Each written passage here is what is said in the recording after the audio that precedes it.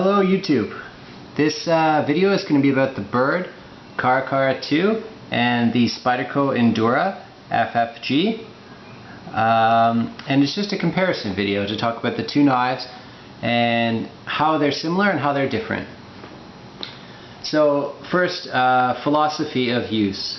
I would say EDC knife is the primary use that no matter what else we say, most of our knives that we buy are going to be EDC knives. This excludes, of course, camping knives or, heavy duty survival knives or whatever. We're not carrying those around the city, but these type of knives we are.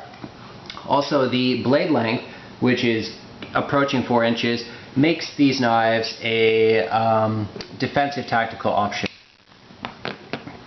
This blade length is long enough that you could use it in that role. It's got sufficient gripping on the handle and jimping to make that possible in both cases. Okay, so let's talk about the size and weight of the knives.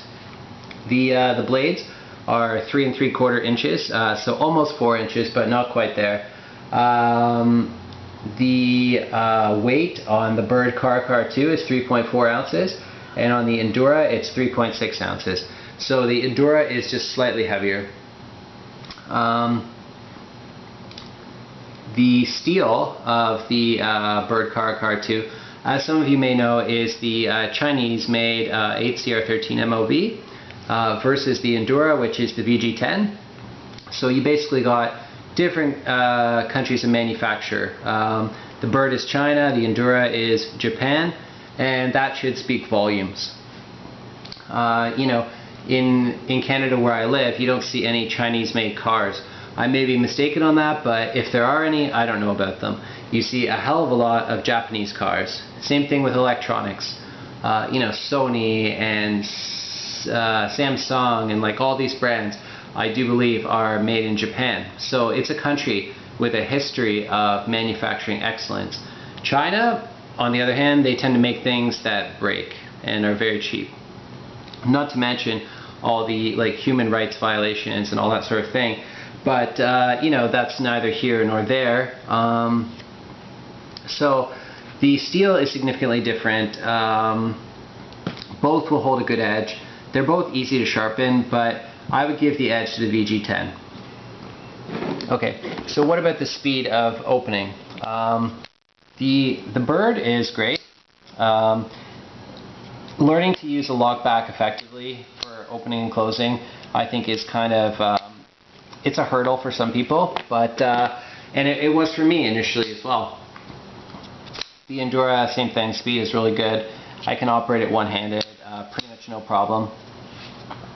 But it's not as easy as a liner lock, that's for sure. So it takes a bit of getting used to, but it is fast. If you can do the flick, you're not going to have any problems. So what about the lock? In both cases, it's a back lock with the detent there to prevent accidentally disengaging it.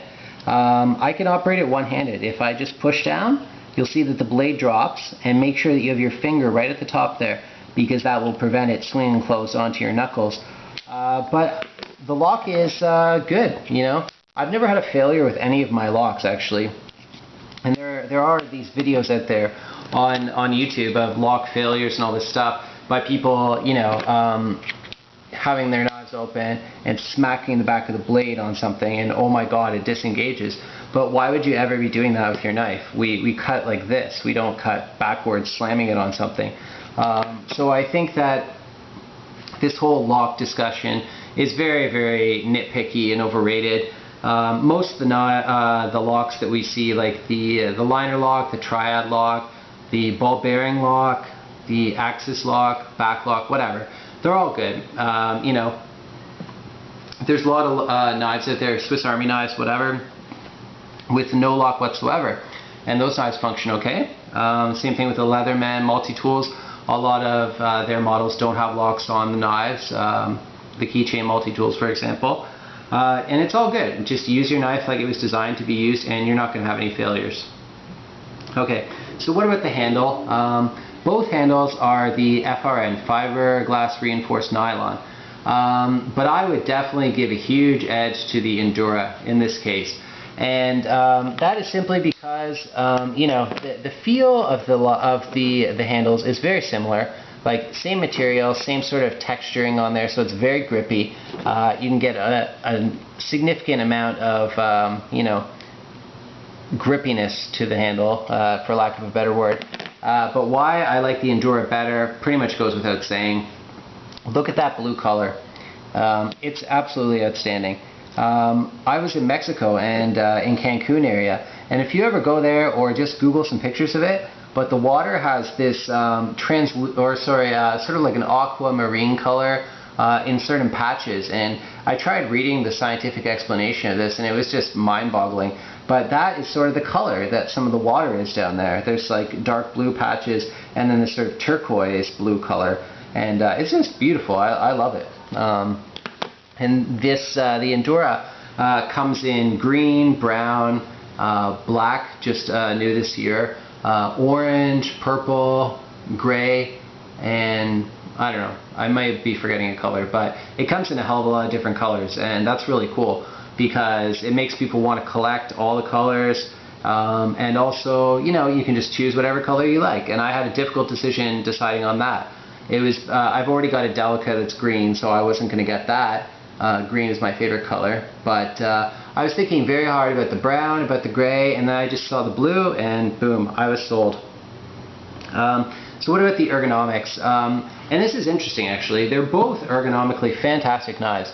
If you ever pick one up and just get it in hand, you know, that jimping, the handle contours perfectly to the human hand. You see there's like little you know, curves there for all of the like joints of your fingers, so it just locks in beautifully. And that's the Endura. You can just, you pick it up and you know it's great. The Byrd, I would say, is very similar, but it has a finger choil, which I really like actually, because that allows you to choke up on the blade for more detailed cutting tasks. That's not to say that the Endura can't handle everything, but I do like having the choil there. I think that's an advantage in design. I don't know why they don't put it on the Endura, but that's a different story. Anyways, they're both great ergonomically to use, and that's why I like the larger knives for EDC with the larger blades. I've tried EDCing small knives before, you know, 2.5-inch blades, like stainless steel handles that are very thin, you know, very minimalist, but I don't like them, you know. At the end of the day, you don't want to do a lot of cutting with them. They suck, you know. That's my opinion, but I think that the Endura or the Byrd, you get a lot of reach in a very reasonable amount of weight, so you get the best of both worlds. It's easy to carry and it has a lot of capabilities. Okay, so what about the pocket clip? It's pretty much the same for both knives. The only difference is the Endura one is painted black. That black will fade over time, over use. It'll chip away and stuff like that, but that's pretty much the only way to tell that an Endura or a Delica has some wear and tear on it. It's just the pocket clip. Everything else stays exactly the same. You know, maybe the blade will get a little scuffed or whatever if you cut, you know, some really messy stuff, but you know, you should be able to clean that up. And yeah, so the pocket clips are great. They're that standard sort of hourglass Spyderco clip. They're both strong. I should mention a little story here. I carried this knife in Mexico while I lived there for 5 months, pretty much on a daily basis. I had that and the Tenacious. I didn't want to take any of my good knives because I was afraid that they would get taken away, which they didn't, by the way.